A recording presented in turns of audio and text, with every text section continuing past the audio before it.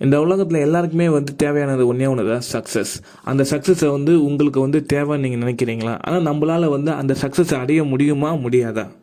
இந்த மாதிரி யோசிக்கிறீங்கன்னா நான் சொல்கிற இந்த விஷயம் வந்து உங்களுக்கு அடிக்கடி நடக்கிறாங்கிறது மட்டும் யோசிச்சு பாருங்க.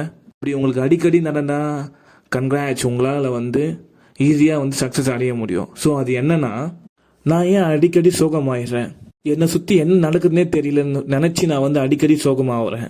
நான் என்ன பண்ணிக்கிட்டே இருக்கேன்னு எனக்கு ஒன்றும் தெரியல, எனக்கு என்ன வேணும்னு எனக்கு தெரியல, என்னடா வாழ்க்கை இது, ஒரு மாதிரி இரிட்டேட்டிங்காக இருக்கா, கார் வாங்கணும், வீடு வாங்கணும், லைஃப்பை ஹாப்பியாக என்ஜாய் பண்ணணும்னு யோசிக்கிறேன்.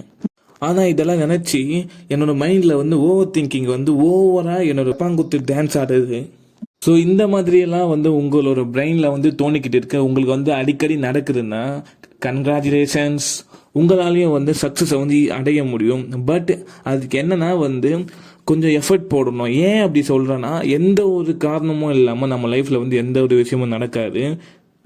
எல்லாத்துக்குமே ஒரு ரீசன் இருக்குது. கடவுள் வந்து நம்மளால் வந்து எதை பண்ண முடியுமோ அதை தான் கொடுப்பாங்க. So keep moving positively and every thing will be all right. எல்லா சக்ஸஸ்ஃபுல் பீப்புளும் இதை ஃபேஸ் பண்ணி தான் வந்திருக்காங்க. ஸோ அதை அவங்க பண்ணியும் காட்டியிருக்காங்க. ஸோ அதனால தான் உங்களுக்கும் இது தோணுது.